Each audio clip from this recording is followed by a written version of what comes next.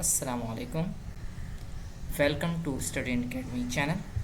Today our topic is about first year chemistry, chapter number 3rd, theories of covalent bonding and shapes of molecule.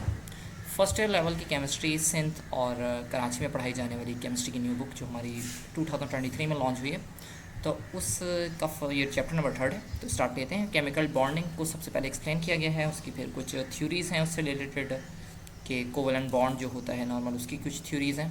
तो start लेते हैं। First of all students, you have to know about the chemical bond. What's mean by the chemical bond? Chemical bond क्या होता है कि दो molecules या compounds के दरमियान एक अट्रैक्टिव फोर्स क्रिएट हो जाए।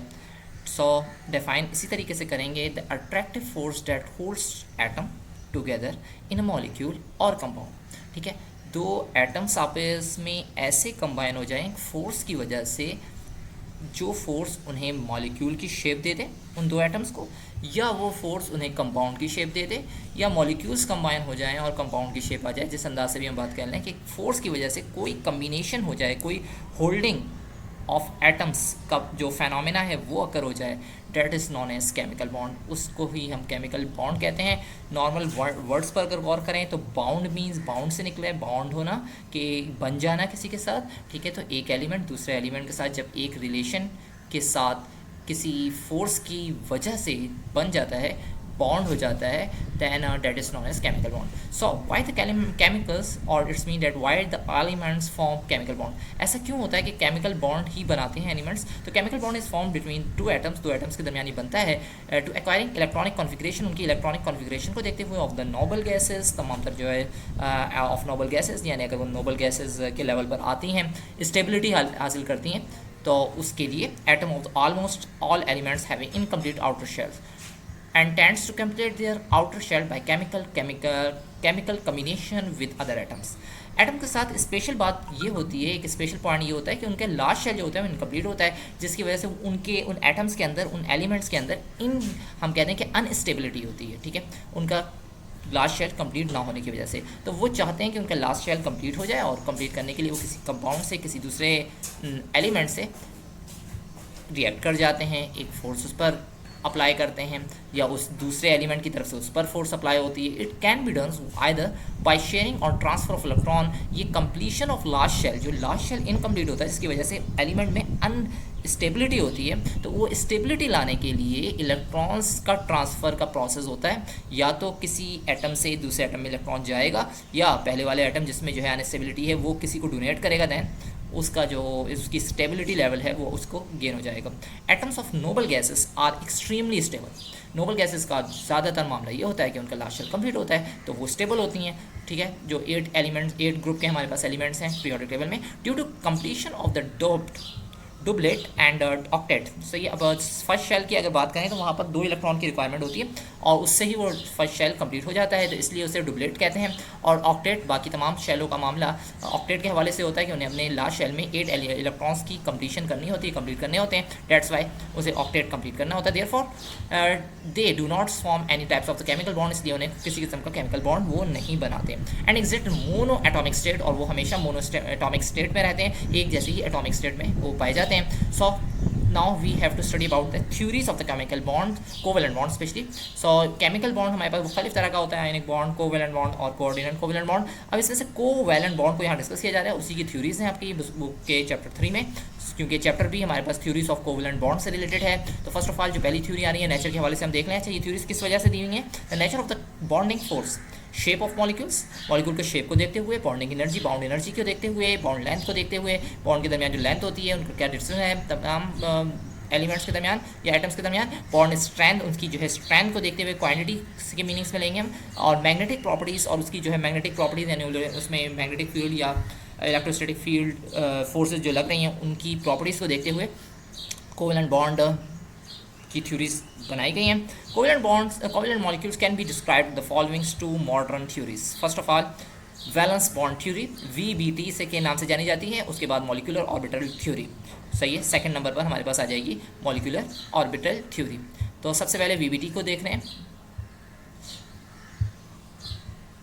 अच्छा, valence bond theory, what's mean by valence bond theory? Valence means large shell को कहा जाता है। The shape of the covalent molecule, structure, bonding and strength of covalent bond. जो शेप होता है कोवेलेंट मॉलिक्यूल का, कोवेलेंट बॉन्डिंग करने हुए जो मॉलिक्यूल्स होते हैं उसका जो शेप होता है, ठीक है, उसकी जो शेप होती है हम कहते हैं structure, bonding and strength of the covalent bond on the basis of overlapping the our atomic orbital. अब उसके जो लार्ज शेल के ऑर्बिटल्स हैं या उसके एटम के जो ऑर्बिटल हैं, ऑर्बिटल्स मीन ऑर्बिटल्स, ऑर्बिटल से मुराद एस, पी और डी, एफ जो ऑर्बिटल होते हैं एक ऑर्बिट के अंदर, ठीक है, तो उनकी शेप उनकी ओवरलैपिंग पर डिपेंड करती है वैलेंस बॉन्ड थ्योरी। अच्छा, बाय एक्सप्लेन करा था इन्हें लंदन के एक साइंटिस्ट हिटलर इन 1927 में, हिटलर ने।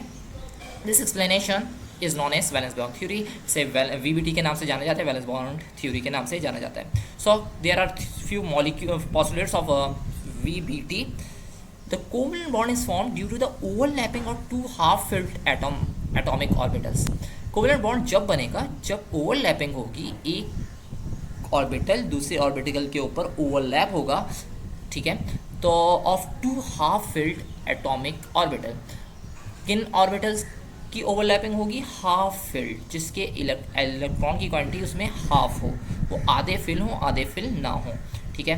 द इलेक्ट्रॉन्स, अच्छा एक्स वाई और हमारे पास जेड का कंसेप्ट होता है पी ऑर्बिटल में, एस ऑर्बिटल में तो होते ही दो इलेक्ट्रॉन्स हैं। तो अगर हम एक्स वाई जेड की बात करेंगे पी ऑर्बिटल के हवाले से, तो उसमें पी हो, पी का एक्स हो, पी वाई हो या पी जेड हो, ये तमाम ऑर्बिटल्स हमारे पास हाफ फिल्ड होंगे। तो उसके साथ ओवरलैपिंग जो होगी दूसरे एटम के शेल से या ऑर्बिटल से, उसको कोवेलेंट बॉन्ड में उसकी फॉर्मेशन होती है।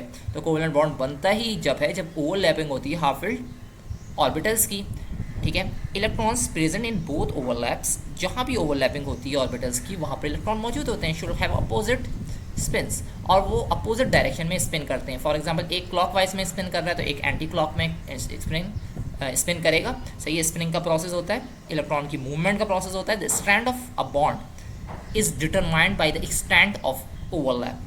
अब जो स्ट्रेंथ होती है यानी कि क्वांटिटी होगी, determined the extent of overlapping, overlap कितनी देर तक होगा और कितने टाइम तक एक्सटेंड करेगा, डेट्स पर डिपेंड करेगी हमारे पास उसकी स्ट्रेंथ, उसकी क्वांटिटी, सही है। The greater than overlapping, the greater the overlapping the stronger in bonding, ठीक है। अगर ओवरलैपिंग ज़्यादा बड़ी है, ज़्यादा टाइम पर है, ठीक है, ज़्यादा लेंथी अंदाज से है, तो हमारे पास बॉन्ड की जो अट्रैक्शन पावर होगी वो भी स्ट्रॉन्ग होगी। Each atom involves in the overlapping, her electron जो एटम होता है वो ओवरलैपिंग में इन्वॉल्व होता है। कोवेलेंट बॉन्ड के अंदर जो भी एटम्स बॉन्ड हो रहे होंगे, कोवेलेंट बॉन्ड बना रहे होंगे, वो ओवरलैपिंग ज़रूर करेंगे, keeping its own atomic orbital, और अपने ही एटॉमिक ऑर्बिटल्स में ओवरलैपिंग हो रही होगी उनकी, but the electron pairs is shared by the both of the atoms, लेकिन शेयरिंग भी की जा रही होगी दोनों एटम्स की तरफ से, यानी कोवैलेंट दोनों साइडेड से हमारे पास शेयरिंग हो रही है। Which take parts in overlapping, और तमाम तरह इलेक्ट्रॉन्स पार्ट ले रहे होंगे ओवरलैपिंग में, और तमाम तरह शेल्स भी ओवरलैप कर रहे होंगे दूसरे एटम के शेल के साथ। अब वैलेंस बॉन्ड थ्योरी की कुछ लिमिटेशंस हैं, तो इन लिमिटेशंस को देख लेते हैं। फर्स्ट ऑफ ऑल, पहली limitation, it fails to describe the valencies of carbon, boron and beryllium, ठीक है। इन तीन एलिमेंट्स की जो वैलेंसीज है उनके बारे में को डिस्क्राइब करते हुए ये थ्योरी फेल हो गई थी। It does not tell about the paramagnetic behaviour, ठीक है। पैरामैग्नेटिक बिहेवियर ऑक्सीजन का नहीं बताया उन्होंने। पैरा एक ही डायरेक्शन में जो मैग्नेटिक बिहेवियर है उसके बारे में कोई एक्सप्लेनेशन नहीं दी इस थ्योरी ने। It fails to describe the delocalisation of the electron in the molecule, molecule के अंदर इलेक्ट्रॉन अपनी जगह चेंज करता रहता है, उसके बारे में वैलेंस बॉन्ड थ्योरी में एक्सप्लेनेशन नहीं है कोई ख़ास, ठीक है। उसे एक्सप्लेन करने में ये फेल रही ये थ्योरी। इसके बाद स्ट्रेंथ ऑफ बॉन्ड, बॉन्ड की स्ट्रेंथ यानी बॉन्ड की हमारे पास जो पावर है, क्वांटिटी है, उसको हम यहाँ पर डिस्कस करेंगे in the valence bond theory में। The strength of covalent bond is proportional to the extent of the overlapping of atomic orbital, ठीक है। अगर ओवरलैपिंग ज़्यादा होगी देन कोवेलेंट बॉन्ड की स्ट्रेंथ ज़्यादा होगी, ठीक है, डायरेक्टली प्रोपोर्शन है। और अगर स्ट्रेंथ कम होगी तो इसका मतलब कि ओवरलैपिंग का लेवल भी कम है। द ग्रेटर और the overlapping the stronger the bond, वही बात कि अगर ओवरलैपिंग ज़्यादा होगी, तेज़ होगी, ठीक है, ग्रेटर क्वांटिटी में होगी, ठीक है, तो स्ट्रॉन्गर द बॉन्ड, बॉन्ड की क्वांटिटी भी स्ट्रॉन्ग होगी between the atoms, and the high the energy requires to break the bond, और ज़्यादा एनर्जी चाहिए होगी बॉन्ड को ब्रेक करने के लिए, ठीक है। ओवरलैपिंग जितनी ज़्यादा ग्रेटर होती है उतनी